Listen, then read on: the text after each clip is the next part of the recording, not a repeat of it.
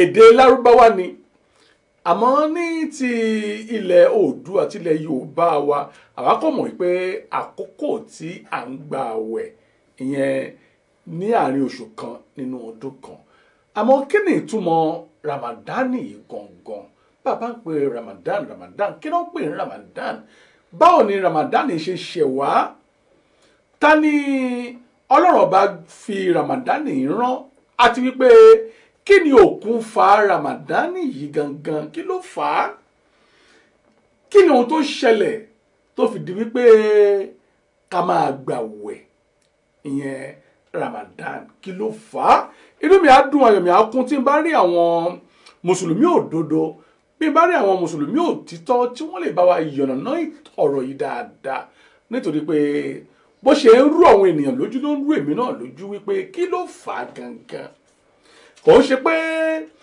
kàṣà kan máa tẹ̀lé wọn ṣá wípé àdáyébá náà ni ẹlòmíín ń gba àwẹ̀ yìí gangan àmọ́ kò mọ̀ túmọ̀ àwẹ̀ tó ń gbà ẹlòmíín lákòókò Ramadan yìí ẹ máa gbọ́ ẹ̀yin àfà ẹ̀yin sheik tẹ́ bá ń wò mí ẹlòmíín gbogbo ìgbà ó ń mutí ẹlòmíín mu sìgá kódà ẹlòmíín gan ń fagbó àmọ́ tó bá tó àkókò Ramadan yìí ẹ máa gbọ́ wípé ìmọtí o ìmu sìgá o ìṣe ṣìnà o ní àkókò àwẹ̀ yẹn bí àwẹ̀ yìí bá wá parí tó bá kásẹ̀ ńlẹ̀ yóò tún wá padà yóò máa mu ọtí rẹ̀ padà yóò sì máa fa igbó kí ni ohun tó ń fà ǹjẹ́ ṣé ọ̀nà òtítọ́ ni ọ̀nà yẹn kí ni ó yẹ ká máa ṣe ní àkókò Ramadan kí ni kò yẹ ká máa ṣe ní àkókò Ramadan ẹ bá mi ṣìyẹn ní èjì èyí tó wá ń jẹ mí lógún rèé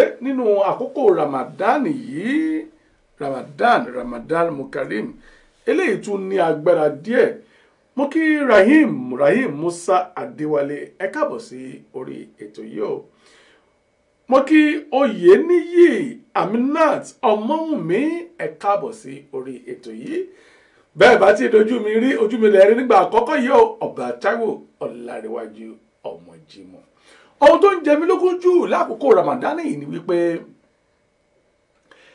ẹlòmíì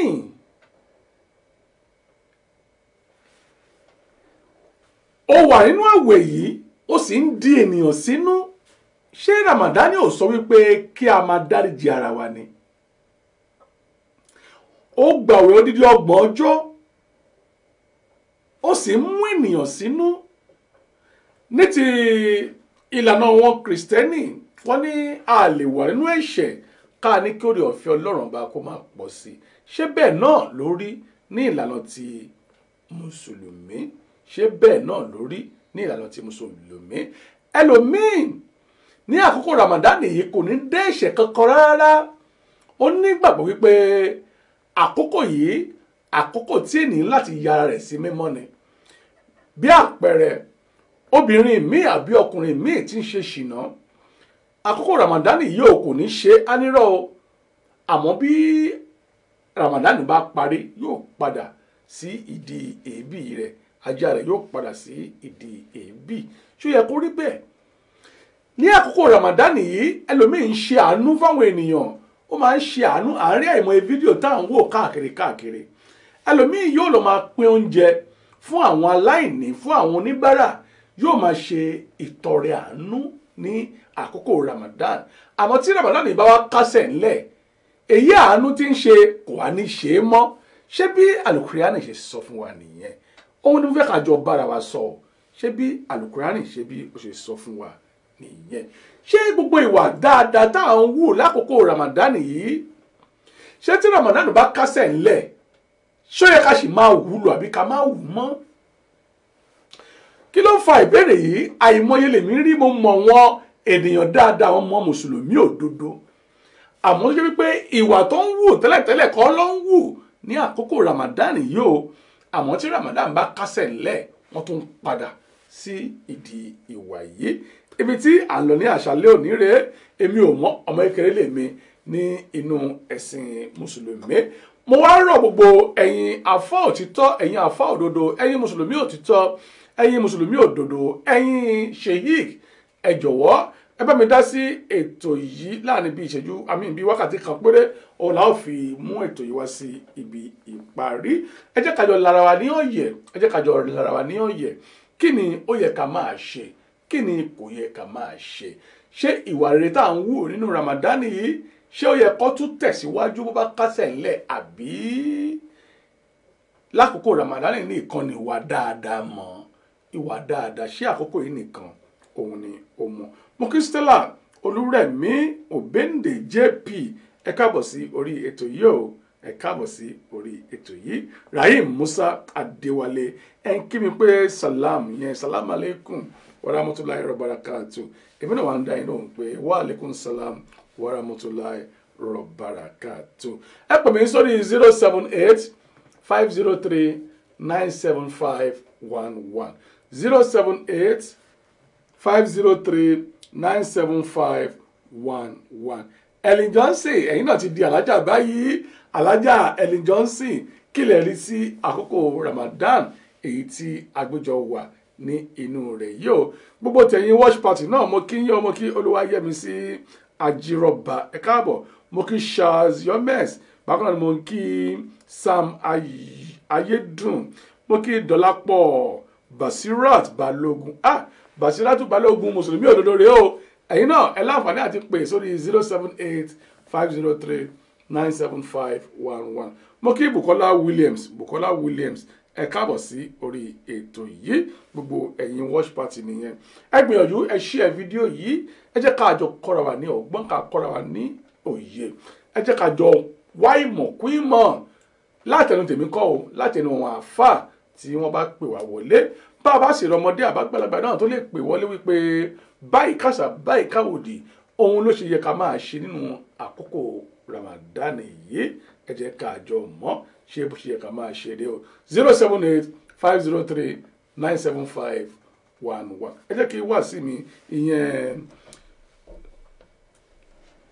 Al-Qur'ani mi kó ṣe máa tẹ̀síwájú náà, 078-503-97511. ويقولون متى هذا الوعد إن كنتم صادقين ما ينظرون إلا صيحة واحدة تأخذهم وهم يخصمون فلا يستطيعون توصية ولا إلى أهلهم يرجعون ونفخ في الصور فإذا هم من الأجداث إلى ربهم ينسلون قالوا يا ويلنا من بعثنا من مرقدنا هذا ما وعد الرحمن وصدق المرسلون إن كانت إلا صيحة واحدة فإذا هم جميع لدينا محضرون فاليوم لا تظلم نفس شيئا ولا تجزون إلا ما كنتم تعملون إن أصحاب الجنة اليوم في شغل فاكهون هم وأزواجهم في ظلال على الأرائك متكئون لهم فيها فاكهة ولهم ما يدعون سلام قولا من رب رحيم وامتازوا اليوم أيها المجرمون ألم أعهد إليكم يا بني آدم ألا تعبدوا الشيطان إنه لكم عدو مبين وأن اعبدوني هذا صراط مستقيم ولقد أضل منكم جبلا كثيرا أفلم تكونوا تعقلون هذه جهنم التي كنتم توعدون اصلوها اليوم بما كنتم تكفرون اليوم نختم على أفواههم وتكلمنا أيديهم وتشهد أرجلهم بما كانوا يكسبون ولو نشاء لطمسنا على أعينهم فاستبقوا الصراط فأنى يبصرون ولو نشاء لمسخناهم على مكانتهم فما استطاعوا مضيا ولا يرجعون ومن نعمره ننكسه في الخلق أفلا يعقلون وما علمناه الشعر وما ينبغي له إن هو إلا ذكر وقرآن مبين لينذر من كان. tó ẹ káàbọ̀ padà sórí ètò yìí o. Oyeniyi Aminat sọ pé it is a special month created by Almighty Allah. It is good to take good behavior even during and. Salaam alaikum sir. Wa alaikum salam wa rahmatullahi wa barakatuh. Ẹ máa ká lẹ́sà ayé ta ló ń sọ̀rọ̀. Kálẹ̀ o, Afa Abdul-Jalil Abdul-Rashid. Afa Abdul-Jalil Abdul-Rashid rè é káàbọ̀ sórí ètò yìí sir. Yes sir. Ẹ kú ètò náà. Ètò màrẹ́sà jẹ́ gbọ́ gbogbo ohun tí a béèrè báyìí sir. Bẹ́ẹ̀ ni. Tó Mo gbọ́. ẹ bá wa tọ̀mọ́lẹ̀ sí ọ̀rọ̀ Ramadan yìí sir, kí ni ohun tí ẹ kọ́ máa ṣe? Ṣé gbogbo ìwà dáadáa tí àwọn ènìyàn ń wù ní àkókò Ramadan yìí, àmọ́ bí Ramadan bá kásẹ̀ ńlẹ̀ wọn kì í wù ú mọ̀, ṣé bí Al-Qur'an ṣe sọ nìyẹn? Bá mi tọ̀mọ́lẹ̀ sí sir. Now, alákọ̀ọ́kọ́ náà, Ramadan ìkan nínú oṣù àwa Mùsùlùmí ni oṣù ojú ọ̀run. Ó wà ní Al-Qur'an gẹ́gẹ́ bí January to December ti àwọn Western world. So inú oṣù Ramadan báyìí ó ní Ọlọ́run pa á láṣẹ sí pé ká máa gbààwẹ̀, Al-Qur'an fìdí ẹ̀ múlẹ̀. So bí ìyẹn ṣe jẹ́ nìyẹn. In tó wà ní inú oṣù yìí ó pọ̀ púpọ̀ gan. Àmọ́ a lè mọ iyì rẹ̀. Even àwa tá à ń sọ gan láwa tá a kí Al-Qur'an a lè mọ iyì ẹ̀ gẹ́gẹ́ bí Ọlọ́run ṣe ń ròyìn ẹ̀. Ó dìgbà tí kọ̀ọ̀kan wá bá papòdà láti inú sàárè láti máa mọ kókó. Láti inú sàárè. Bẹ́ẹ̀ ni láti inú sàárè láti máa mọ kókó, láti máa mọ̀ pé ǹbá mọ̀ pé bó ṣe rí rèé ǹbá ṣe tó báyìí lọ. Ibẹ̀ ló ń kálukú ti máa kábàámọ̀. Ẹni tó ṣe díẹ̀ ǹbá ti ṣe jù báyìí lọ.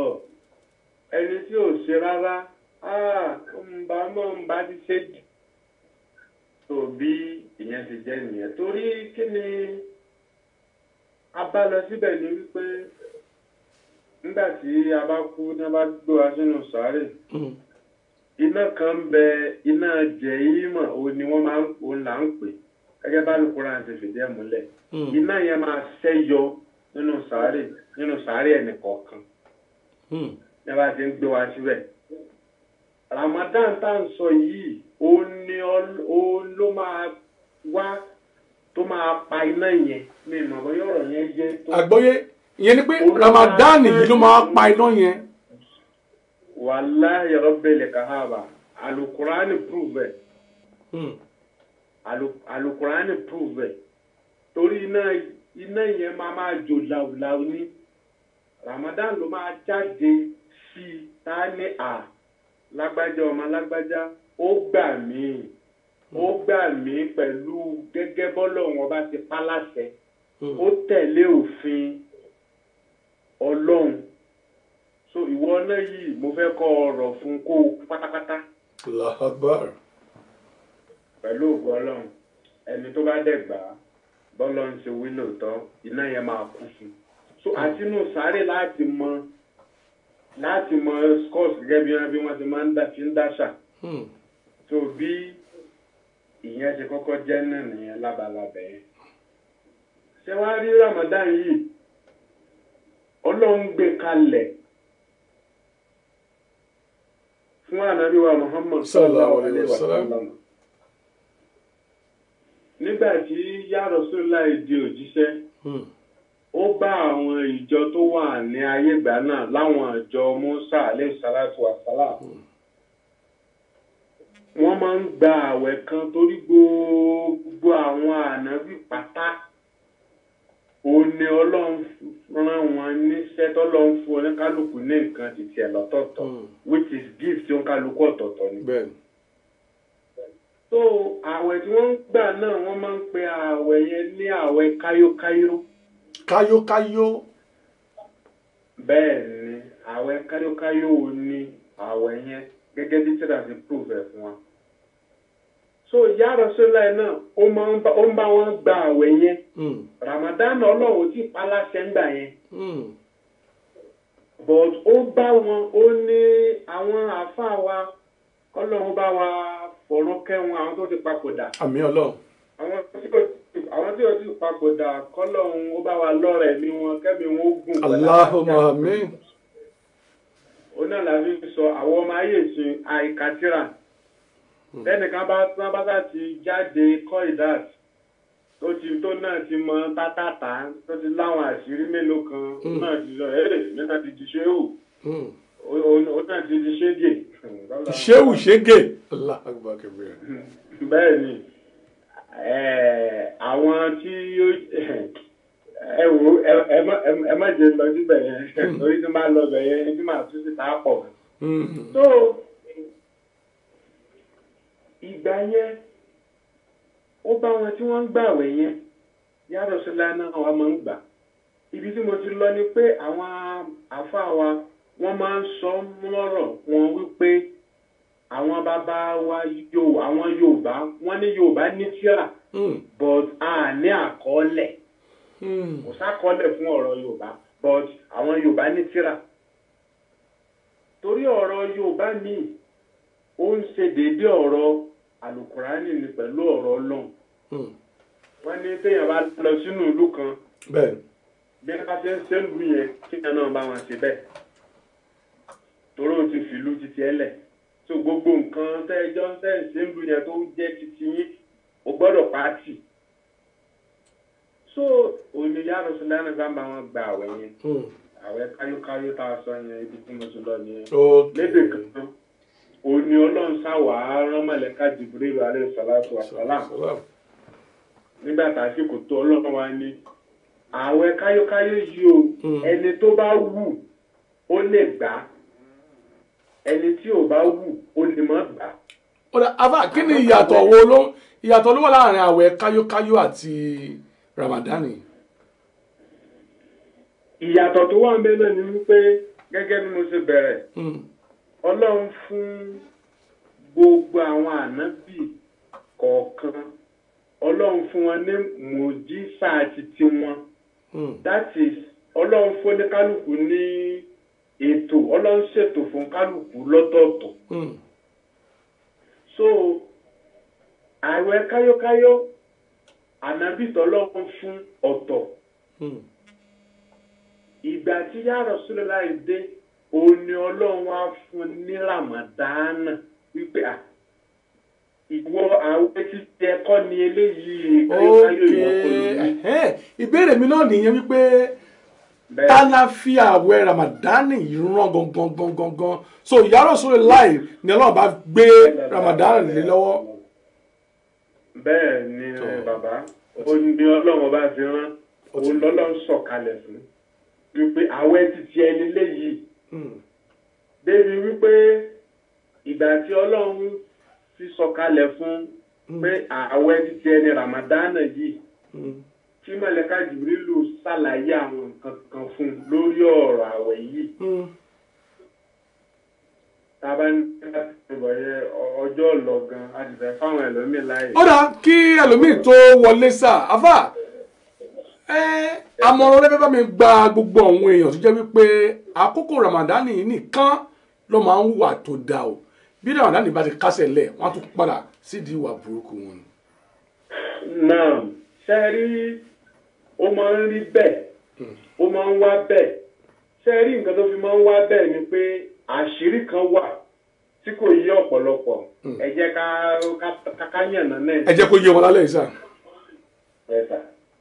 ṣé ẹ rí tí onáàmófin ní ti bá tẹnu àwọn ọ̀rọ̀ yẹn gùn bọ̀ mo fẹ́ gé pépèpé. ṣé ẹ rí bí Ramadan bá ti bẹ̀rẹ̀ òun ni Ọlọ́run ti máa ń pa láṣẹ àṣàṣìlù tá à ń pè ní ìbírísì tó wá ṣètọ́n tó wá di èṣù. bí a bá ṣe ń wọnú oṣù Ramadan yìí Ọlọ́run máa pa láṣẹ Ọlọ́run máa dè mọ́lẹ̀ kò ní rìn káàkiri mọ́ Ọlọ́run ti chain ẹ̀ dá. ó máa nu báìbù náà pé wọ́n máa ń chain èṣù náà dá lóòótọ́. bẹ́ẹ̀ni Ọlọ́run ti chain ẹ̀ dáhùn torí ẹ̀ ló fi jẹ́ wípé bí Ramadan yìí bá ṣe ń bọ̀ inú àwọn àfáà wa máa ń dùn ni inú mùsùlùmí òdodo máa ń dùn pé Ọlọ́run kò ṣe torí a ti rí kà Ọlọ́run ti jẹ́ kó yé wa Ọlọ́run ti chain ẹ̀ dáhùn. so bí Ramadan bá ṣe wá fẹ́ parí tọ́lọ́ tó máa tú sílẹ̀ láti wá máa ṣiṣẹ́ ọwọ́ ẹ̀ òun nínú àwọn àfáà wa máa ń bàjẹ́ tẹ́lómi máa ń sunkún pé Ọlọ́run o olórí burúkú yìí tó máa jáde báyìí Ọlọ́run ṣé máa dẹ́ ẹ̀mí báyìí ṣé máa di ẹ̀mí mọ́mọ́ sọ́mi di ẹ̀mí ìlọ́wọ́ èyí tó máa ń pa ọ̀pọ̀lọpọ̀ àwọn àfáà lẹ́kún nìyẹn torí àlùbáríkà tó ń bẹ́nu oṣù yìí gẹ́gẹ́ bí mo ti sọ níbẹ̀rẹ̀ ọ̀rọ̀ mi a lè mọ̀ níṣe o even àwa tá a kéwú gan tá a ń sọ a tún lè mọ̀ ó dìgbà tó ní kálukú wa bá papòdà wọ́n bá tó bẹ̀rẹ̀ dalẹ̀ kí a mọ̀ o láàmọ̀ mọ rírì nǹkan tá à ń sọ yìí láàmọ̀ mọ̀ pé àti bó ṣe rí rè àti bó ṣe rí rè. ẹ ṣé mo dúpẹ́ sà ẹ ṣé mo dúpẹ́ o ẹ ṣé o mo mọ̀ pé ọ̀pọ̀lọpọ̀ ẹ̀dá ti kọ́gbọ́n nínú ọ̀rọ̀ tẹ́ ọ̀rọ̀ sọ fún wa ní àṣálẹ́ òní tó ẹ ṣé o ire báyìí. àwọn tí wọ́n máa ń ṣe tí ó jẹ́ pé àsìkò Ramadan ni wọ́n máa ń ṣe dáadáa bí Ramadan bá ti tán wọ́n máa tó padà sídìí èébì wọn nìyẹn. irú àwọn báyẹn wọ́n ń jẹ́ pé ṣètán nìyẹn o kọ́lọ́hún. wọ́n ń jẹ́ ìpè èṣù ní. bẹ́ẹ̀ ni because lọ́wọ́lọ́wọ́ even àwọn kíni ọmọ ń pè wọ́n náà astagfirullah alazim àwọn ọmọ pẹ̀sẹ̀pẹ̀sẹ̀ àbí ṣẹpẹ̀tẹ́rì. àwọn ọmọ ṣẹpẹ̀tẹ́rì. gbogbo wọn gan ìrọ́jà báyìí níbi tí Ramadan wọ́n ń tà. àwọn gan máa ń sọ wípé no customer torí kò lè sí. gbogbo bí apalọ̀gàn òní ilé ọtí òní tà àwọn onísìgá òní tà. a ti dè mọ́lẹ̀ so kò lè sí.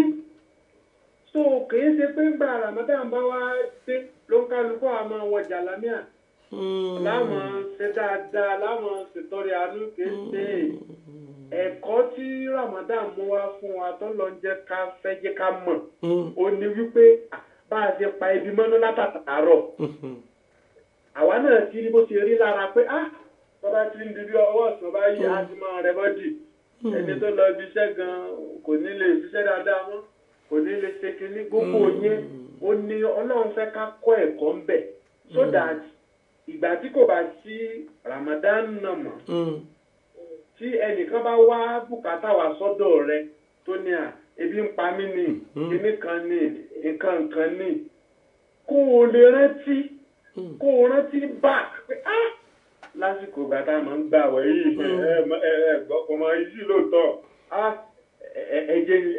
ẹjẹ ń sànú ẹni yìí nítorí Ọlọ́run kéèyàn ó dẹ́sẹ̀ kí ni kó ṣe ìtọrẹ àánú. ó dà àbá ìtọrẹ àánú tẹ salamu alaikum sir ìtọrẹ àánú tí ẹ mẹ́nu bà yẹn ṣé lákòókò Ramadan nìkan ní ká máa ṣètọrẹ àánú yìí ni àbí ní gbogbo ọjọ́ ni. yóò dáa fún yín. Allahumma amin.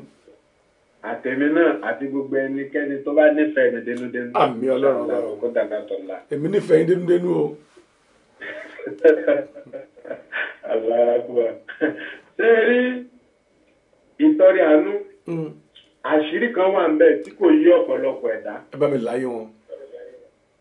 náà ṣé rí ìtọrẹ àánú ẹ̀mí gígùn ni wàláhì rabbil kahaba. ẹni bá ń ṣe ìtọ́rẹ àánú ẹ̀mí gígùn ní fún. gígùn ni kéèyàn máa ń tọrẹ kọ́ máa náwó rẹ séèyàn ẹ̀mí gígùn ló máa ń fà wá.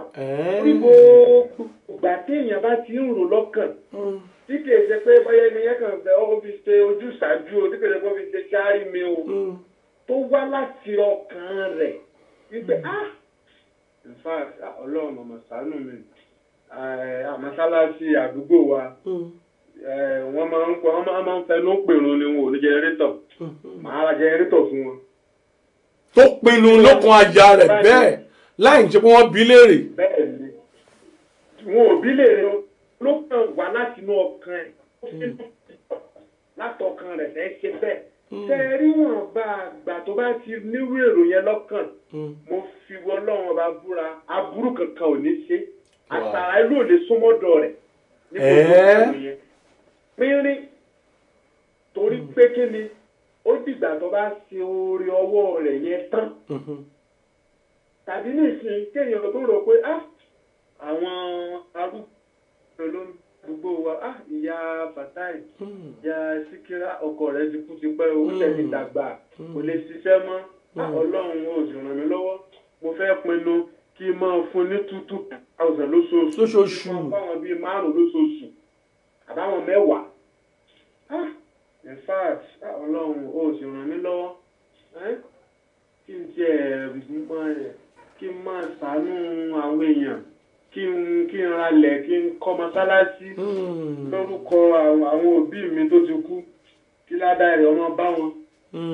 kí ẹ sáà ti ọ̀dà sáà ó ti yé mi irú àwọn tí olóore báyẹn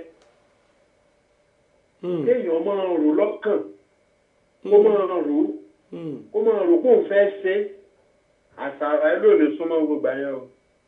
kò ní súnmọ́. kò ní súnmọ́ rárá ọ̀ torí àwọn nǹkan kọ̀ọ̀kan tó jẹ́ kọ́kọ́rọ́ tó ti ilé ikú ni mò ń sọ yẹn. tó ti ilé ikú. bẹ́ẹ̀ ni àmọ́ ọ̀pọ̀lọpọ̀ wa àmọ́ tó oore kìí ṣe àsìkò yìí nìkan òní oore tọ́ sí. Forever ni anytime any day anywhere olèyàn gbọ́dọ̀ máa ṣoore.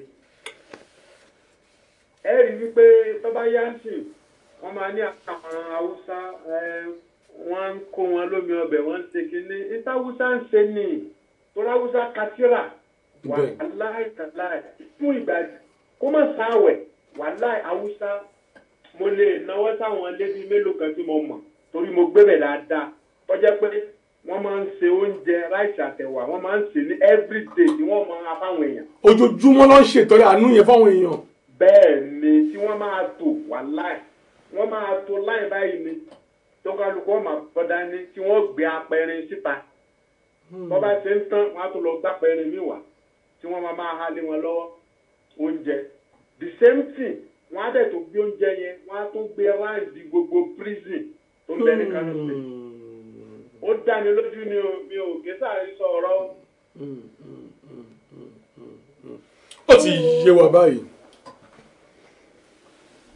so ká máa ṣètọrẹ àánú ó dáa púpọ̀ kì í ṣe nǹkan kékeré kò dẹ̀ ní ìgbà kan àbí àsìkò kan lèèyàn lè ṣe. gbogbo ìgbà ni anytime ó lèèyàn lè ṣe. ẹ ṣe mo dúpẹ́ jàre àfa mi ẹ bá mi fẹ̀yìntì kẹ máa bẹ́ tò yìí bọ̀ inú mi dùn ayọ̀ mi kún fún èyí tẹ́ sọ fún aláṣàlẹ̀ òní mo mọ̀ pé a ti rí ọgbọ́n kan àbí ìkejì dìmú nínú ọ̀rọ̀ yìí o ẹ ṣe mo dúpẹ́ sá o ire o ire kàǹkà ó dàbọ̀ sá.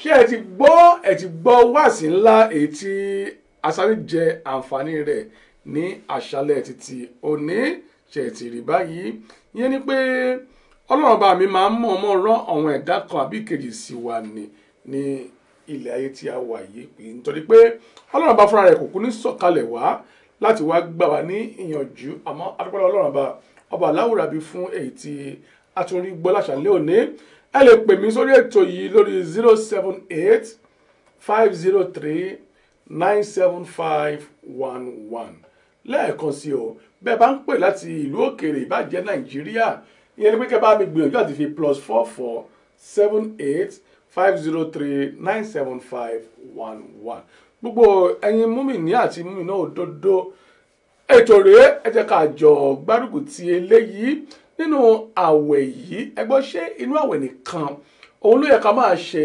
ìtọrẹ àánú fún ọmọlàkejì wa ṣé inú àwẹ̀ nìkan òun ló yẹ ká máa ṣe dáadáa nínú ọ̀rọ̀ tí àáfàá sọ kalẹ̀ yìí ìyẹn ni pé wọ́n ní nígbà tí Ramadan bá fẹ́ bẹ̀rẹ̀ báyìí ọlọ́run ọba mi máa ń mú àṣetán ó máa ń so ó mọ́lẹ̀ ìyẹn ni pé àṣetán gangan òun ní jẹ́ káwọn ènìyàn máa ṣe ohun tí ò dáa ká máa mọtí ká máa mu sìgá ìyẹn ni pé àṣetánì òun gan ni òun ló ń fà á àmọ́ ní àkókò Ramadan bí ọlọ́run bá ti so àṣetánì yìí mọ́lẹ̀ ẹ rí i pé ilé ọtí gan wọn ò ní tà ilé onísìgá wọn ò ní tà hòtẹ́ẹ̀lì gan pàápàá wọn ò ní tà gbogbo àwọn ọmọ nàbì gan kò ní sí ọjà ìyẹn ni pé ọlọ́run ti de àṣetánì mọ́lẹ̀ àmọ́ wọ́n ní bí àwẹ̀ bá wá parí o tó bá ti kù rẹ̀ kó parí wọ́n tún máa ń tú àṣetánì yìí àkókò tó bá tú sílẹ̀ yìí inú àwọn àfáà òtítọ́ máa ń bàjẹ́ pé wọ́n tún tú àṣetánì yìí lẹ̀ ìyẹn ni pé gbogbo ohun tí ò dá yóò tún wá bẹ̀rẹ̀ padà abọ́lápọ̀ náà bá mi ọba aláwòrán bí gbogbo àwa táwa nú àwẹ̀ yìí gbogbo ìwà burúkú tá a ti fi sílẹ̀ o èmi gbàdúrà wípé lágbára ọlọ́run ni o a ò ní padà ajáwa ò ní padà sí ìdí èébì rẹ̀ mọ́ mo kí glorious ẹni pẹ̀sọ́kùn orí pọ̀ bàbà ó ti yẹ yín èdè kan ló fi kọ́ yẹn o èmi ò mọ èdè míì lẹ́yìn English àti Yorùbá o tó mo kí ẹwà ọlá ọmọlẹ́wà àjànàkú bákan náà ni mo ń kí afáwa wa Sheikh Ridwan Niyas ẹ káàbọ̀ sí orí ètò yìí o mo kí Bọ́lá Joy ẹ káàbọ̀ sí orí ètò yìí mo kí ènìyàn yẹ òjíṣẹ́ Ọlọ́run bá ní wọ́n o pásítọ̀ ni wọ́n àmọ́ wọ́n ń wo ètò yìí ní òru ọ̀gànjọ́ yìí ìyẹn ènìyàn yẹ olùṣọ́ Túndé Ọlábísí ẹ máa káàbọ̀ sí orí ètò yìí sáà ẹ ṣé mo dúpẹ́ ò tí ẹ bá mi darapọ̀ mọ́ ètò yìí ní òru ọ̀gànjọ́ yìí oyè ní Aminat Ọmọ́wùnmí ohun tẹ́ ẹ sọ lẹ́ẹ̀kan o ẹ jẹ́ bá yín kàdàdà jáde ẹni it is a special month created by Almighty Allah. It is good to take good behaviors even during and after Ramadan. Only because we don't know when and where God will answer our prayers. Ìyẹn ni pé wọ́n ní gbogbo ìgbà Ramadan wà o Ramadan ò sí o ló yẹ ká máa ṣe dáadáa ká sì máa ṣe àánú àwọn ènìyàn nítorí pé a ò mọ èyí tá a máa ṣe èyí tí Ọlọ́run bá tí yóò gbà tó àkókò Ramadan rèé ìwà tó bá mọ̀ wípé tó o bá wu ìwà yìí bí ẹlòmíì bá ká ọmọdé rẹ̀ ojú yóò tì ìwọ gangan kí ló wá fà á tó fi ń wù yẹn ni pé ká jáwọ́ kúrò nínú ẹ̀ṣẹ̀ ẹ jẹ́ ká jáwọ́ kúrò nínú ìwà ìtọ́ ẹ jẹ́ ká jáwọ́ kúrò nínú ìwà ibi kì í ṣe àkókò Ramadan nìkan ni ká jáwọ́ o bí Ramadan bá dé àti jáwọ́ bí Ramadan bá tún lọ pàápàá àní àtún ti jáwọ́ náà ni ó dá ẹ pè sórí 078-503-97511 káàjọ dá sí ètò yìí tó Suratul Yasin mi dà jẹ́ kí Suratul Yasin yẹn kó máa tẹ̀síwájú òpó síkàlẹ̀ o 078-503-97511 bẹ́ẹ̀ bá sì lè pè wọlé ẹ ṣáà ti tẹ́sítì rẹ̀ ẹ kọ̀ kọ ẹ̀kọ́ sórí ẹ̀rọ àtẹ̀jíṣẹ́ yìí wọ́n fi ẹnu mi wọ́n fi kà jáde fún yín lágbára ọ̀nà bàbá bàlá ọ̀rọ̀ bí ẹ má sì gbàgbé o ní gbogbo agogo 3 òru yẹ rí ìsùn ní gbogbo agogo 3 òru lágbára ọ̀nà bàbá bàlá ọ̀rọ̀ bí ẹ tún pàdé wa lórí ẹ̀jísàrì fún ọgbọ̀n ọjọ́ yìí ni Suratul Yasin yẹn dà ṣáà máa ṣe àmì níbi tí ó bá wà mọ́bọ̀ ní ti dé. إنكم وليمسنكم منا عذاب أليم قالوا طائركم معكم أئن ذكرتم بل أنتم قوم مسرفون وجاء من أقصى المدينة رجل يسعى قال يا قوم اتبعوا المرسلين اتبعوا من لا يسألكم أجرا وهم مهتدون وما لي لا أعبد الذي فطرني وإليه ترجعون أأتخذ من دونه آلهة إن يردني الرحمن بضر لا تغن عني شفاعتهم شيئا ولا ينقذون إني إذا لفي ضلال مبين إني آمنت بربكم فاسمعون قيل ادخل الجنة قال يا ليت قومي يعلمون بما غفر لي ربي وجعلني من المكرمين وما أنزلنا على قومه من بعده من جند من السماء وما كنا منزلين إن كانت إلا صيحة واحدة فإذا هم خامدون يا حسرة على العباد ما يأتيهم من رسول إلا كانوا به يستهزئون ألم يروا كم أهلكنا قبلهم من القرون أنهم إليهم لا يرجعون وإن كل لما جميع لدينا محضرون وآية لهم الأرض الميتة أحييناها وأخرجنا منها حبا فمنه يأكلون وجعلنا فيها جنات من نخيل وأعناب وفجرنا فيها من العيون ليأكلوا من ثمره وما عملته أيديهم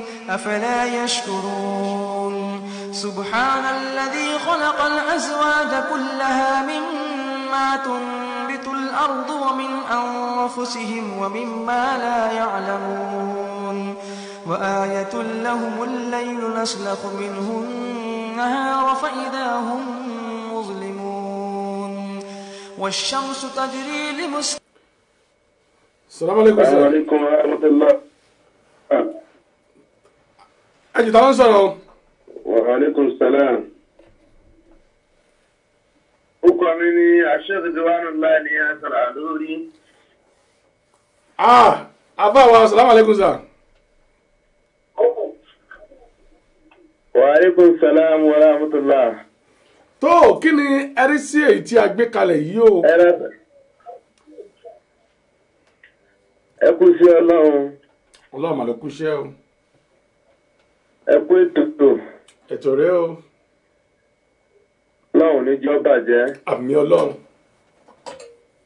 ẹ sì kú ọgbọ́n inú tẹ́ fi ń tò ó ọlọ́run ní jọ́ bàjẹ́ o. àmì ọlọ́run. ẹ jọ ṣe ìṣẹ́lẹ̀ bá mi. nínú oṣù tá a wà yìí. ń gbọ́ yín.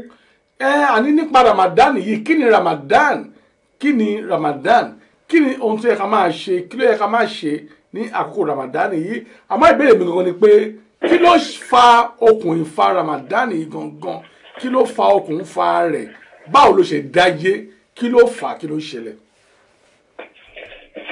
Ìtì ó fa dúpẹ́ lọ́dọ̀ Ọlọ́run.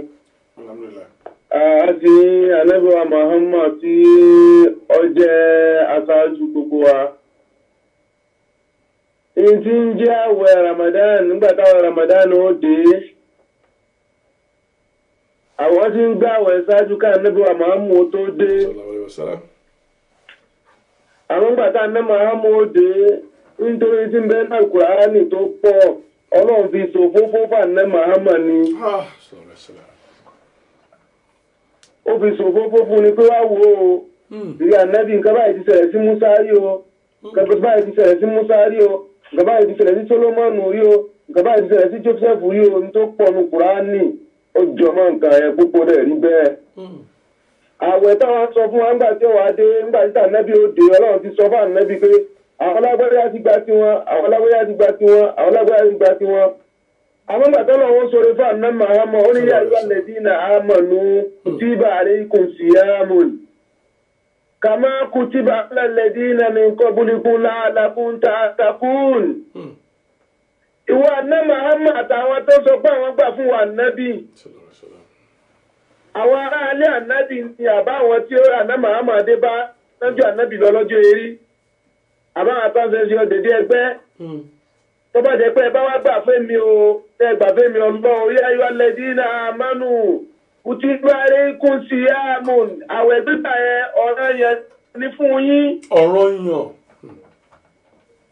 ó ní fún yín kutiba alaykum siyamun àwẹ̀ tẹ́ ẹ fẹ́ bá ń sọ fún yín yìí àtọkùnrin yín àtobìnrin yín àtọmọdé yín àtàgbàlagbà yín gbogbo yín lẹ gbọ́dọ̀ jọ gbà á. kàmá kutiba alladina min qablikum la'allakum tattaqun. nítorí bẹ́ẹ̀ náà la ṣe ṣe lọ́ranyàn fáwọn tí wọ́n ti gbà tán ti sọ lọ ṣáájú yín. Ọlọ́run wá tó àṣírí fún wa ń bẹ̀rẹ̀ ni pé àwọn tó lọ ṣáájú yín ò wà nábì. Musa tó ti wá ṣáájú rẹ̀ ó ti gbàwẹ̀ rí. Isa tó ti wá ṣáájú rẹ̀ tó jẹ́ Jésù ó ti gbàwẹ̀ rí. Nuhu àti wá tó wá ṣáájú rẹ̀ ó ti gbàwẹ̀ rí. Ya ayyuhal ladina amanu kutiba alaykum siyamun kama kutiba alal ladina min qablikum la'allakum tattaqun. Níbi gbàwẹ̀ ti jẹ́nu ni àkọ́kọ́ nù. Àwọn nǹkan tá a lè wọ́n máa wá ṣe nínú àwẹ̀. Ọlọ́run sọ fún wa náà ní Kùránì sallallahu alaihi wasallam nínú tá a lè ṣe nínú àwẹ̀ nù ní. Tí yóò fi oore láyé àtàrẹ̀kẹ́ àmà àṣírí kanu. Ó ní a'udhu billahi minash shaitanir rajim. Bismillahir rahmanir rahim. Ó ní wa iza sa'alaka ibadi eré ànábì tábàdé wá bọ̀. Tábàdé wa bọ̀ pé nínú àwẹ̀ kí a lè fi súnmọ́ Ọlọ́run ìrì ànábì tábàdé wa bọ̀. Àìsà sa'alaka ibadi anni fa inni qaribu ujibu da'wata da'i idha da'ani. Ìrì ànábì sọ fún wọn pé nínú àwẹ̀ yìí ẹni tó bá mọ̀ mí pè tó máa dúà ṣe lóru ó máa dúà ṣe lọ́sàn-án ń gbọ́ Kùránì nínú ilé rẹ̀. Àwọn ọmọ ẹ̀ náà tó ń gbọ́ Kùránì ẹni tó máa ké abẹ́ni tí wọ́n máa ké nù wọn àsìkò yẹn tà náà máa ti Kùránì náà fi mú gbọ́ tọ́lọ́ náà fi mú gbọ́ wá ìsáàsà aláka ìbáàdí àní ìbáyé ní kọ̀ríbù jíbù da'wata da'i ẹni tó bá sọ̀rẹ́ńdà ara rẹ̀ fẹ́mi Ọlọ́run nínú àwẹ̀ yìí èmi náà mo súnmọ́ ju ká sọ̀rùn rẹ̀ lọ nígbàdúrà rẹ̀. Ìyẹn tí mo yí wáyé pé nínú àwẹ̀ àti sọ bí bọ́ọ̀lù àwẹ̀ ti jẹ́. Àmọ́ nínú àwẹ̀ inú sẹ́ta lè ṣe ní pé ká súnmọ́ Ọlọ́run, ká pọ̀ Ọlọ́run, ká sọ̀rẹ́ńdà ara wa, ká ṣe sàárà nínú àwẹ̀. Ká gbogbo ń ta bá ní ká fi sọ̀rẹ́ńdà ara wa nínú àwẹ̀. Ká wá lọ síbi pé kí ni ẹ̀kọ́ tí àwẹ̀ yìí fẹ́ kọ́ wa kó tún lọ mọ́ wa lọ́wọ́. Bàbá Ọláríwájú. Naam. Ẹ kú ètò. Àdúpẹ́ Ọlọ́run ètò rèé o. Ọlọ́run ní pàlákà yìí o. Àmín Ọlọ́run ọba àmín. Ẹ sì máa ga sí i. Alhamdulilayi. Afa èyí tí ẹ sọ yìí pé ká súnmọ́ Ọlọ́run ọba dáadáa nínú àwẹ̀. Ṣé inú àwẹ̀ nìkan ni ẹ ṣì yẹn lé ní o? Èkejì sà. Àwọn tí ó jẹ́ wípé nínú àwẹ̀ báyìí wọ́n máa ń paramọ́ wọ́n bẹ̀rẹ̀ sí ń ṣe dáadáa. Àmọ́ táwẹ̀ bá ti kásẹ̀ ńlẹ̀ wọ́n padà sí ìdí iṣẹ́ ibi èyí tí wọ́n ń ṣe. Bàbá amọ̀nà olè bẹ́ẹ̀ mi gbádùn àwọn ènìyàn báyìí sir. Fẹ̀rí adúpẹ́ lọ́dọ̀ Ọlọ́run. Alhamdulillah. Látẹnu tèmi náà tí mo lè fi contribute nínú àwẹ̀ yìí sí tọ́lọ́run fún ànábì bẹ́ẹ̀ náà ti contribute nì. Ẹni tí bá ń ṣe dáadáa nínú àwẹ̀ kí ló dé tí ó padà ṣe é mọ́?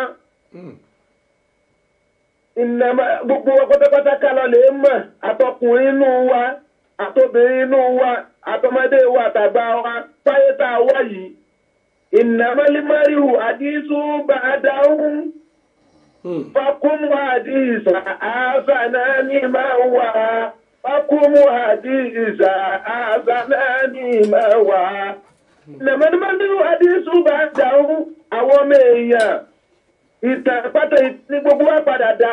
bẹ́ẹ̀ ìnàmọ́límọ́ríhù àdísù bá a dáhùn ẹni tó sọ pé òun fẹ́ máa fi gbogbo ọjọ́ ayé sábúkú. Torí pé ọfẹ́ kọ́lé, torí pé ọfẹ́ alẹ̀, torí pé ọfẹ́ mọ̀ra mọ́tò. Ìnàmọ́límọ́ríhù àdísù bá a dáhùn yóò padà dé ní àná ni. Ẹni tó lágbára àti kírun tó lọ́wọ́ kírun ìnàmọ́límọ́ríhù àdísù bá a dáhùn wọ́n padà kẹlẹ̀kùn rẹ̀. Ẹni tó ní ó gbàwẹ̀ tó lọ́wọ́ lé gbàwẹ̀. Ẹni tó ní kó ṣe nǹkan rẹ̀ tó lọ́wọ́ lé ṣe nǹkan rẹ̀ torí ara ẹnìkan.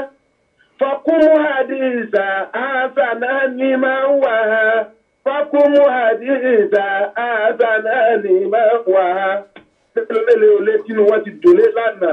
Fẹ́ padà dílé tí ń banú tẹ́lẹ̀ ní látara ti bọ́lọ̀ lẹ̀. Ẹlòmíì ti pọ́lọ̀ ti ẹlòmíì ti rí jẹ, ẹlòmíì ti rí mu, ẹlòmíì ti rò pé òun ní on top of the world. Kò sẹ́ni tí ò lè dẹni àná. kò sẹ́ni tí ò lè dẹni àná. Kò sẹ́ni yẹn ọlọ́run fún ẹnìkan kan ní kí n fìlà ẹ pé afẹ́ mítà ni wọ́ níwájú ọlọ́run. Ìtàkùn ẹ̀jẹ̀ ká mọ̀nù pé ṣe ààrẹ pẹ̀lẹ́pẹ̀lẹ́. Tábí bá pààyàn, eré yìí ó pè é. Bébí bá pààyàn, yóò nílé wòwò kú. Kọ́ra tó bá kojú yẹn sí i. Tí ẹ bá wò lákọ̀ọ́kọ́ rẹ̀ lórí tó gbójú. Ẹ gbọ́ sẹ́ bàbá ọba. àgbọ́yé sà. Fún ìnàmọ́límọ́ríhù àdísù bá a dáhùn ànílétọ̀ ọkọ́. Bí ẹ̀rọ fẹ́tọ̀ ogún, bọ́ra lè ọgbọ̀n, tọkọ́ lè po, owó olówó, owó òlú, tó fi ṣe gbogbo nǹkan, tọ́ba yẹn ni wọ́n padà kú náà ni. Allahu Akbar kabir. Àbí? Fọkún wa ní sáfẹ́ ni màá wà. Báyọ̀ òun náà báyìí táwa sọ wípé àfẹ́mi ọ̀yẹ̀kọ́ ọmọ ìgbàwẹ̀, ọ̀yẹ̀kọ́ ọmọ pé sára àti ṣe ńtọ́ dání, ọ̀yẹ̀kọ́ ọmọ pé àsìkò tó bá ń kí ìwọ̀n ẹ̀kọ́ lọ. Ṣé pé ṣọ́ọ̀ṣì tẹ́lọ̀ bá ń lọ máa lọ káà? Ó sì jókòó sínú ilé ṣọ́ọ̀ṣì ọ̀dá, mọ́tálásí òde wo ló wá dá? èwo ló wá dánú ẹ̀. Ọmọ ìmọ̀kọ́lọ̀ nǹkan ló dára fẹ́.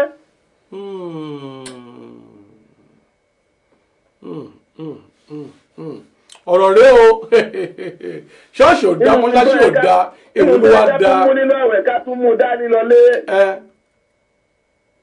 Àfàgbàlagbà kan ọ̀jọ̀gbọ́n. Ó sọ pé òun gbà wá látẹnu Ànábì wa Muhammad sallallahu alaihi wasallam. Ó sọ pé níjọ́ kan gbogbo àwọn èèyàn jókòó tí Ànábì Muhammad báyìí sallallahu alaihi wasallam. Ó ní gbogbo ó wá ń bìtàn, ó wá náwó, wọ́n náwó. Umaru náwó Amẹ́rin ti tẹ́mbẹ́lá Ànábì. Ogun wọn náà Umaru làkọ́kọ́. Usman wà nù wọn, Abubakar wà nù wọn, Ali wà nù wọn ọ̀jọ̀gbọ́n. Gbogbo wa wà ń bẹ̀ wájú Ànábì Muhammad, gbogbo wa náwó. Bìlá tí máa pè irun tó kọ́kọ́ pè irun. Bìlá ní máa lọ́kọ́kọ́ pè irun. Ọwọ́ abẹ́ pè irun bá àná, ó máa wá pè irun. Owó wa náwó kẹ̀kẹ́ mẹ́, ẹgbọ́n dá Ànábì sọ fún un. kí ló ń sà. Ẹgbọ́n dá Ànábì sọ fún un. àgbọ́yé sà. Ó ní ń fi ya Bìlálù Bìlálà. ìtumọ̀ o. Látàǹsá kùtìlẹ̀ àrísì ìkìlálà. Ẹgbọ́n tó wí. mo gbọ́ mi ìmọ̀túmọ̀ rẹ̀ ni. Ó ní ń fi ya Bìlálù Bìlálà. Ó ní ìwọ Bìlálù tí wọ́n náà ń bẹ́lẹ́gbẹ́ mi. Tí wọ́n náà náwó nínú owó rẹ̀ nìna. Ó sọ pé kò sí lọ́wọ́ rẹ̀ o. Owó tó ní ọ̀padà tán. Ọlá tó ní ọ̀padà tán bọ́ ọ̀nà bọ́yọ̀ náà. Ó ń fi kísà láàtà. Ìzámúkún tó mú kútẹ́dìrá. Káwọ́lá wà fi hàn ó máa mú wàhálà. Káwọ́lá wà fi hàn ó máa mú wàhálà. Àsìkò yìí kì í ṣe dáadáa. Kó náwó, ọfẹ́ lówó, ọfẹ́ lọ́lá. Àsìkò yìí fi rajà wájú Ọlọ́run. Àsìkò yìí fi sọ̀rọ̀ rẹ̀. Àsìkò yìí fi wùwá rẹ̀. Gbogbo afẹ́ kọ́lé, afẹ́ ra mọ́tò ká gbìyànjú ká wùwà. Èyí tó dáa tọ́mọ owó lè bá ká lè pìrìsẹ́ǹtì. ẹ ṣe mo dúpẹ́ jàre àfáà wa ẹ wò fún àkótán ìbéèrè kan tó kù tí n fẹ́ béèrè kí n tó fi í lẹ̀ láṣálẹ́ òní ní àkókò àwẹ̀ yìí mo ti rí àwọn àìmọye àwọn ṣífì máa àwọn àfáà àwọn ṣèyíkì tí wọ́n rọ́ wá sí lóríṣiríṣi lórí irú ọ̀nà àmọ́ ohun tó wá kọ mí lóminú rẹ̀ ni pé púpọ̀ nú àwọn àfáà ìmáàmù tí mò ń gbọ́ wá sí wọn yìí wọ́n máa ń ṣépè ṣé ó dáa ká máa ṣe wáàsí ká máa ṣẹ́ èpè ní àkókò Ramadan ìṣá. adúpẹ́ lọ́dọ̀ Ọlọ́run Alhamdulillah. adúpẹ́ lọ́dọ̀ Ọlọ́run Alhamdulillah. ṣe é rí ibi tá a bá ẹ dé yìí àsìkò tẹ́ bó tiẹ̀ bá fẹ́ fa wàhálà kọ́ mọ orú tó fẹ́ fà ní wàhálà ni nítorí gbogbo ń tá a bá ṣe lé ní gbogbo ẹ̀ náà ni wọ́n tún pè fún wa lọ́la o. Allahu. tá a bá jòkó lẹ́yìn tí máa ṣe jòkó lẹ́yìn à ń ṣe prógráàmù lọ́wọ́. Bẹ́ẹ̀. tó bá dọ̀ làwọn tún wò tó bá dọ̀ tó làwọn tún wò táìmù tá a fi jòkó yẹ tá a fi ṣe nǹkan kan yẹ àkáǹtì mo ní ká fi sí. ẹ tó bá mọ tó kàn láyé yóò máa pé kó wọ́n tẹ̀sẹ̀ mọ́rin ni. àníyáwó ń padà sátà àfọ̀gbà ló sọ bẹ́ẹ̀ ọ̀jọ̀gbọ́n àbọ̀jọ̀gbọ́n àbọ̀nílàkàyè tẹ́ bá rí àwọn táwọn ẹjọ́jọ́ ọ̀gbọ́n náà tó máa ń kọ òyìnbó inú òyìnbó àfọ̀jọ̀gbọ́n kan wọ́n fẹ́ sọ̀rọ̀ ó lásìkò tá a wà yìí àlìyáwó mu àdáṣátà fagitẹ ní muhu fàínàlẹ àdáṣátà àlàtàdùnmú onígbèwé rẹ fi gbìyànjú má fi bẹ́ẹ̀ bú. má fi bú èbú. ìgbèwé rẹ fi gbìyànjú má fi fa wàhálà. ìgbèwé rẹ gbìyànjú má fi máa tójú bọlé ọ̀rọ̀ tí ó kẹ́. á dá sí. sọ̀rọ̀ ọlọ́ọ̀nà lẹ́ ń jà sí. ọ̀rọ̀ náà yìí náà iṣẹ́ bẹ́ẹ̀ báwọn ẹ̀kan ṣe òyì wọn kún òré ẹ̀ kí wọ́n kú iṣẹ́ rárá. àwọn ẹ̀kan kéwú ní Nàìjíríà wọ́n tún lọ lúmi lọ lè kéwú wọn òré yẹn sálámà kó àwọn òré yẹn kan lẹ̀kùn wọn pé gbọ́sẹ̀ kéwú. àlìyáwó mu àdáṣàtà àfagìtẹ̀ ní mú kò sí tọ́jọ́ nọ́ọ̀sì tí wọ́n ò ká máa fa wàhálà wa ṣe ń jà gíríjàgan o. mùsùlùmí eré kan tó yẹ pé àwọn tó bí iná dààmú ní díẹ̀ sí ẹ pé lè jẹ́ mùsùlùmí tí kọ́ mọ̀ fọ́ lù rẹ̀. bẹ́ẹ̀ni. ìyẹn lè máa kírun kọ́ mọ̀ fọ́ lù rẹ̀ kọ́ ìyẹn lè máa gbà rẹ̀ kọ́ mọ̀ fi ń gbà rẹ̀ lélẹ́bí. àmọ́ àwọn tó kọ́ wa bí wọ́n ti gbààwẹ̀ bí wọ́n ti kírun wọ́n bọ́jú ayé wọn lẹ̀ ní Nàìjíríà tó lẹ́nì kankan tí ń fún wọn ní nǹkan kan oko náà dátà fi tọ́ wa. oko náà dábẹ́ fi ń bọ́ wa oko náà dábẹ́ fi tọ́ wa léke wọn ò ní rí wa lẹ́nu ká máa bọ́ èébú kí ni wọ́n dùn àlìyáwó àdáṣátà ágítẹ̀ ní mú fàínàl àdáṣátà láta àdúmù ọ̀rọ̀ tá a bá sọ lónìí tó bá dọ̀la tó bá fi wá ká tọ́ ẹ̀ ká pìrìsẹ́ǹtì ara wa. ìyẹn ni pé ká máa ṣe wáàsí ká máa ṣe pé kò dáa kò sí kò bá ìlànà ẹ̀sìn Islam mu ẹ ṣe burúkú jàre àfáà mi ẹ̀yẹ fi ilẹ̀kẹ́ lọ́sùn àmọ́ a ó tún máa padà wá ní orí ètò yìí ní aago mẹ́ta òru nígbà tí a ó máa kíra wa ní ẹ̀jí sáré ẹ ṣe mo dúpẹ́ o ire o ire ká àgbẹ̀sà ó dàbọ̀ sà tó ọ̀rọ̀ lẹ́gbẹ́ látẹnu ṣèyíkì wa ìyẹn kí ni orúkọ wọn dáadáa náà kí n pè fún gbàráyé ìyẹn Sheikh Rilwan Niyas Sheikh Rilwan Niyas àwọn ni wọ́n rọ́wà sí yẹn fún wa nítorí pé àní ẹ̀sìn Islam ẹ̀sìn ọlá ni ẹ̀sìn ọlà ni ẹ̀sìn tí kì í ṣe ẹ̀sìn oníjàgídíjàgan ẹ̀sìn tí kò fa wàhálà ẹ̀sìn tí kò ní wàhálà kankan ná mímọ́ ni peace ló ní ẹ̀sìn ìsìlámù kò ń ṣe ẹ̀sìn alágídí ẹ̀sìn ọlá ẹ̀sìn ọlà ni tó o bá bára ẹnikẹ́ni tí ó ń gbọ́ wa ó lè jà fún ẹ̀sìn má gbèjà ọlọ́run ọba yìí ó ti tó láti gbèjà ara rẹ̀ kò ń ṣe ẹ̀sìn jàgídíjàgan tó bàbá ṣe lẹ́nu ikọ̀ abẹ́lẹ̀ kejì tó fẹ́ pè wọlé nítorí pé a ò ní pẹ́ máa fi àlàgbà ètò yìí rọ̀ ní aṣálẹ́ òní a ó tún máa pàdé ra wa ní òru lágbára Ọlọ́run ọba mi ọba Láwùrà bí àmọ́ ó ṣeé ṣe kẹ́ máa rojú mi ní òru ọ̀gànjọ́ àmọ́ ẹ ó máa rí àwọn iṣẹ́ wa láti iléeṣẹ́ Fiscal Media entertainment yìí bí mo ṣe máa ń sọ bá bá rí ẹnikẹ́ni èyí tó bá ṣe olùgbọ̀wọ́ ètò Ramadan yìí ẹ lè pè mí sórí 078-503-97511 àfáwà kan ìyẹn bàbá wa ńlá àfáàgbà ni wọ́n rán wá sí kan wọ́n ní wípé fún gbogbo ẹ̀yin obìnrin pátápátá ẹ yé máa ṣíra sílẹ̀ ẹ yé máa ṣíra yín sí ilẹ̀ wọ́n ní ara títí ọkọ nínú ilé ni o ẹ̀sìn Islam ò fààyè gbà wípé kí ẹ máa ṣíra yín sí ilẹ̀ kò ń ṣe ohun tó bá ojú mu kọ́ o wọ́n tilẹ̀ ṣó àwọn fídíò kan tẹ́mi náà wò lẹ́ẹ̀kan wọ́n ní eléyìí ò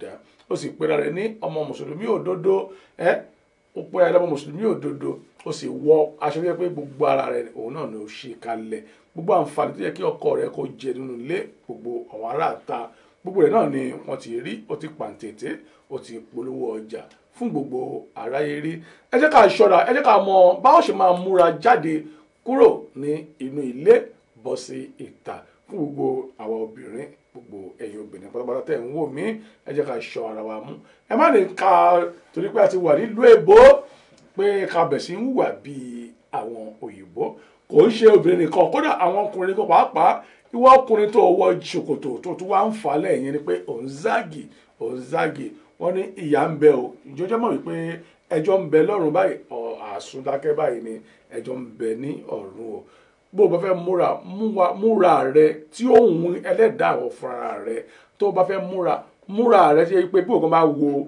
mírọ̀ rẹ báyìí inú rẹ yóò dùn kò sí pé kó o múra kó o wá múra bí ọmọ ọ̀tá ìwọ ọkùnrin kò sí pé kó o múra bí ọmọ nǹkan míì ìwọ obìnrin ẹ jẹ́ ká mọ̀ báwo ṣe máa mú ara wa mùsùlùmí òdodo wọ́n ní wípé ó ní bí mùsùlùmí ṣe ń múra bá wá rí mùsùlùmí níta pé mùsùlùmí ni arábìnrin yìí mùsùlùmí ni arákùnrin yìí ẹ jẹ́ ká múra ní ìmúra bó ṣe wù wọ́n lásán ìmúra bó ṣe wù wọ́n lọ́rùn ọba ètí ó dá wa sáyé òun ní kẹjẹ ká máa múra o tó mo kí gbogbo yín wá láti bá mi pàdé ní àṣálẹ́ òní ọmọ yìí rè ọba Táíwò Ọlárẹ̀wájú ọmọ Jímọ̀ àwí kòkó lójú ọlọ́rọ̀ ǹjẹ́ bí ọlọ́rọ̀ ìbá gbọ́ kí ni kò ṣe àní kó má ṣe ohunkóhun mo ń bọ̀ mí tí ì dé ẹ jẹ́ kí súrà mi kó tún sáré wọlé padà kí a lè ka súrà yìí tán ná ẹ jẹ́ ká jọ kà tán tábà tí wàá kà tán ẹ yóò tún wá rí mi ká tó máa lọlé mo bọ̀ mí tí ì dé ó yá ní òkè lọ́hùn náà. إنا حملنا ذريتهم في الفلك المشحون وخلقنا لهم من مثله ما يركبون وإن نشأ نغرقهم فلا صريخ لهم ولا هم ينقذون إلا رحمة منا ومتاعا إلى حين وإذا قيل لهم اتقوا ما بين أيديكم وما خلفكم لعلكم ترحمون وما تأتيهم من آية من آيات ربهم إلا كانوا عنها معرضين وإذا قيل لهم أنفقوا مما رزقكم الله قال الذين كفروا للذين آمنوا أنطعم من لو يشاء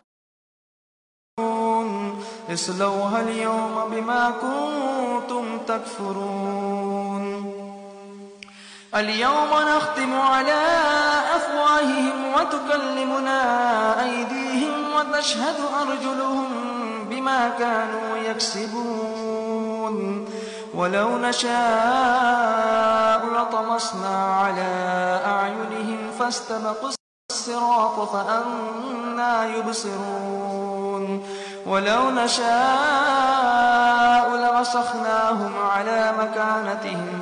tó ẹ kẹ́bọ̀ padà sí ètò yìí mo kí Kazeem Ayọ̀dèjì àwọn tèmi gangan láti ìlú Cairo rèé o ẹ káàbọ̀ sí orí ètò yìí mo kí Ẹniọlá Àkànbí ẹ káàbọ̀ sórí ètò yìí a ti ń dágbére ní orí ètò yìí láṣálẹ́ òní rèé àmọ́ a ó máa pàdé lóru lágbára Ọlọ́run bá ní dédé aago bíi 3 sí 3:30 lórí Ẹ̀jísàrè ẹ jẹ́ ká fi gbogbo àmọ̀ràn tá a gbára láṣálẹ́ òní ẹ jẹ́ ká fi sí ọwọ́ òsì wípé ọmọ mùsùlùmí òdodo ọmọ mùsùlùmí òtítọ́ òdodo gbogbo ìwà rere èyí tá à ń wù ní àkókò Ramadan yìí bí Ramadan bá kásẹ̀ ńlẹ̀ mo bẹ̀ yín mo rọ̀ yín ẹ jẹ́ ká tẹ̀síwájú àkókò Ramadan nìkan kọ́ ló yẹ ká máa ṣàánú àkókò Ramadan nìkan kọ́ ló yẹ kí a máa ṣe ìtọrẹ àánú o gbogbo ìgbà pátápátá ló yẹ ká máa yan sàká gbogbo ìgbà pátápátá ló yẹ ká máa ṣe sàárà gbogbo ìgbà pátápátá ló yẹ ká máa ṣoore fún àwọn ènìyàn kì í ṣe àkókò Ramadan nìkan rárá àkókò Ramadan nìkan kọ́ tó àmọ́ fún gbogbo àwọn tí ó jẹ́ wípé lákòókò yìí ló máa ń ṣe dáadáa bí Ramadan bá wá kásẹ̀ ńlẹ̀ wọ́n tó padà sídìí iṣẹ́ ibi èyí tí wọ́n ń ṣe kò rí bẹ́ẹ̀ o ẹ jẹ́ ká jáwọ́ kúrò nínú ẹ̀ṣẹ̀ ẹ jẹ́ ká jáwọ́ kúrò nínú ẹ̀ṣẹ̀ àìmọye ẹ̀dá náà ló ń sùn ní wọn kì í jí mọ́ èèyàn ò mọ ìgbà tí ọlọ́jọ́ tí yóò dé o a sì mọ èyí tá a máa ṣe tí ọlọ́jọ́ yóò kà mọ́ ẹ̀dá lọ́wọ́ ẹ jẹ́ ká fi gbogbo ọjọ́ máa ṣe ohun rere ní ilé ayé o ẹ jẹ́ ká fi gbogbo ọjọ́ máa ṣe dáadáa ní ilé ayé ẹ ti gbọ́ wá sí ti àwọn àfáà wa èyí tí wọ́n ti ké fún wa ní àṣálẹ́ òní ẹ jẹ́ ká mú lò ẹ jẹ́ kí a mú lò pàápàá jùlọ ìmúra mùsùlùmí òdodo ní ọkùnrin ní obìnrin ẹ jẹ́